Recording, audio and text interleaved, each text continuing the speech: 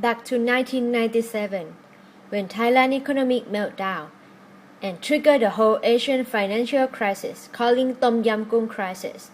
Billions of baht worth of stock wealth became worthless overnight. So many financing companies were closed. Many businesses went bankruptcy. Lots of people committed suicide. One of the victims that the crisis has turned one millionaire to be a sandwich man. From having a driver driving Volvo car for to be a street sandwich seller. Khun Sirivat Voravetvutikul. Yet, over the years, Khun Sirivat has successfully expanded his businesses from only sandwich seller on the street to open real coffee shops, namely Coffee Corner by Sirivat Sandwich.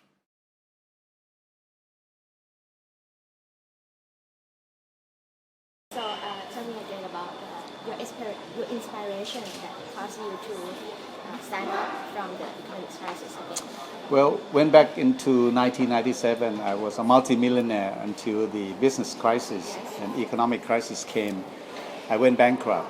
But my inspiration, because I would not let down my people. I had 40 people working for me. I had to call a meeting and told them that I had to close down the company. But after the meeting, 20 people of my staff came to ask me to help them. Because at that time, many companies closed down. Job was very difficult to find. So I never let down my people. So I told myself that since I'm the entrepreneur, I'm the owner, so I must be responsible for their lives. That's why I came back up again. So that time, what is the product or service that you consider? How it came up to be end up like a sandwich? Like sandwich. Yeah. To tell you the truth, it was my wife's idea. Because at that time, having almost 1 billion baht in debt, I didn't know what to do. So it was my wife who said that let's make sandwich to sell, to pay salary to our people. I even told my wife that selling sandwiches in Thailand, Thai people don't eat sandwich. We might go bankrupt again, second time.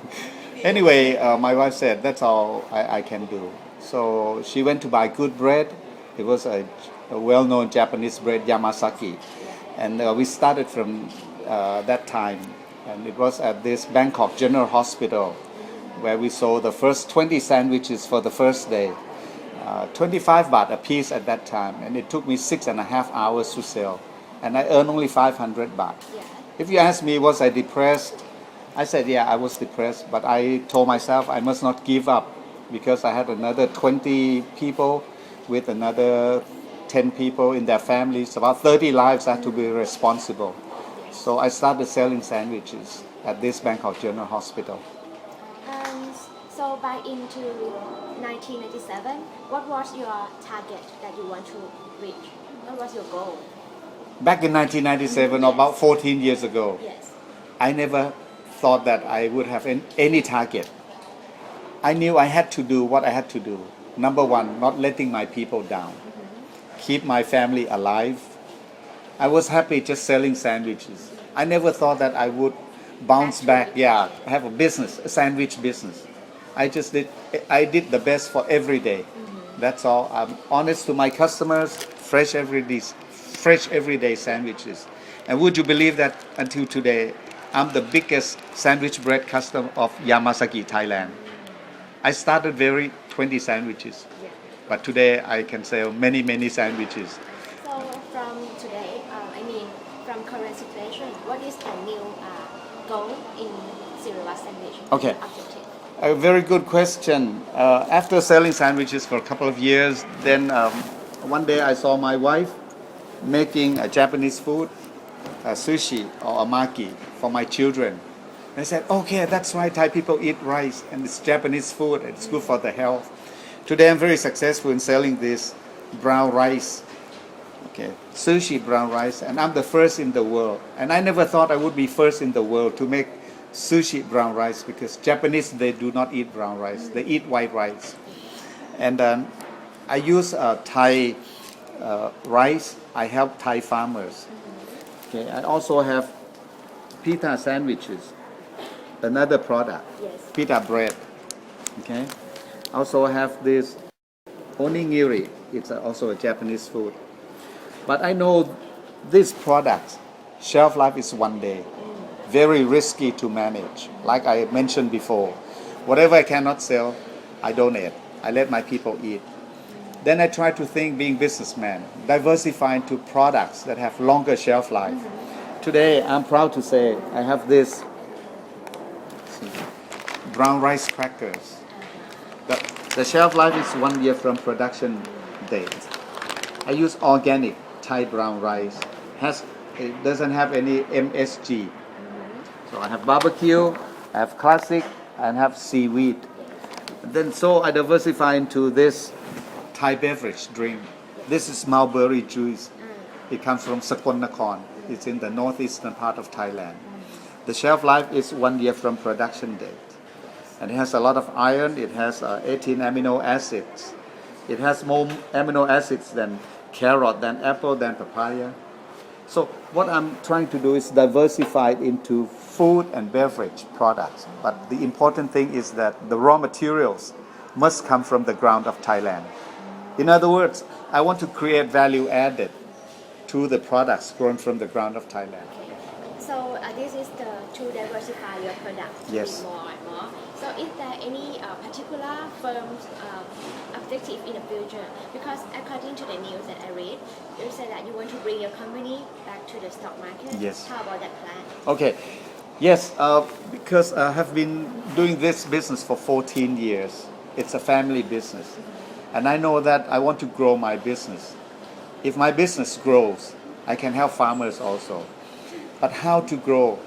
It means that I need a lot of support from people. That's why I'm going to list all my business in the MAI market for the SME, not the SET yet. Yeah. So by doing this, I get support from my shareholders who are also my customers. And then shareholders that can tell their friends and relatives to come to support. And we will slowly grow into an SME. Today I'm S small. So my next target will be medium M. And then the next target will be large L. Okay? So this, what I have to do and manage is that good products, healthy products, helping farmers. And all my clients, they also get good health. So this is my concept.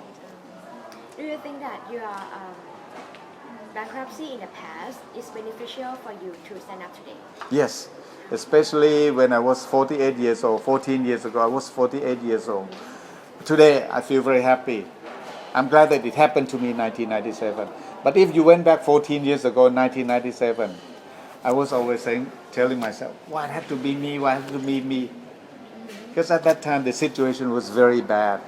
But I never thought of committing suicide. I never gave up because I told myself I didn't cheat anybody. Okay? I went bankrupt because I borrowed too much money. I did not follow the king's concept of sufficiency economy. I was too proud, I had ego, I borrowed so much money, I didn't depend on myself, I depended on other people. I didn't do things with the kind of moderation.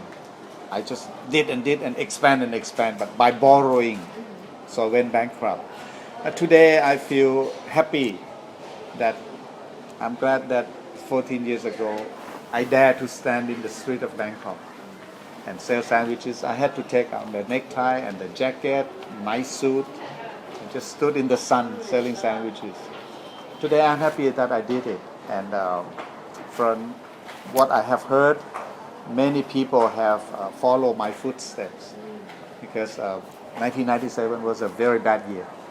So can you share your lesson learned from that point? Sure. Being human being, don't be too greedy. Don't have too much ego. Because in real life, in business, you may rise to the top. But if you're too greedy, you can fall down. This is the sufficiency economy of His Majesty the King. And then, whatever you do in business, don't borrow too much over capacity that you can repay the banks. The banks are good when the times are good. The banks are not good when the times are bad because banks always want your money. They don't care whether your business is good or not. They want their money. Okay, this is the last question. Okay. Can you leave some message to the person who face a problem in their business? Okay. Yeah. So you mean the entrepreneurs who are doing business today? Yeah. I just want to tell them that running business not always successful. When you're successful, don't be too ego, too confident. Don't be too proud. Okay? Because success always comes with failures. In this world, as you know, there's no one side. There's daytime, there will be dark time, and nighttime. There's white, there's black. Yeah. So success always comes with failures. But whenever you face with failures, just don't give up. Okay. To me, from my experience, the more obstacles you face, the more problems you face, the stronger you will be. And the more failures you come across and you don't give up, the more successful you'll be. Okay. So I like to give inspiration to the entrepreneurs. Look at my case.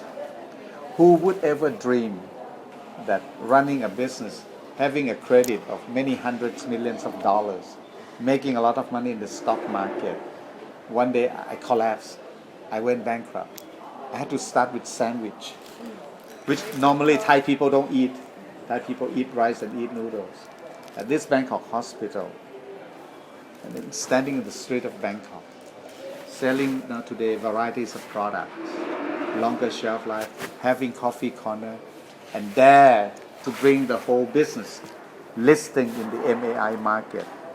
So if you don't give up, you continue to do, and use His Majesty's the King's sufficiency economy, just to remind you, then you'll be happy. And as long as you share whatever you have with the people, your success stories, your failure stories, and do everything for the benefits of everyone concerned, not only for yourself. Do not concentrate only profitability. Of course, running business, you must make profits, or else you don't have money to pay salary to your people. Profit is one thing, but contribution to society is another thing. I can sum up like this. Remember, the more you give, the more you get. The more you give, the more you get. Give first, take later on. And then you'll be very happy and successful. Okay, yeah. Okay, you're welcome.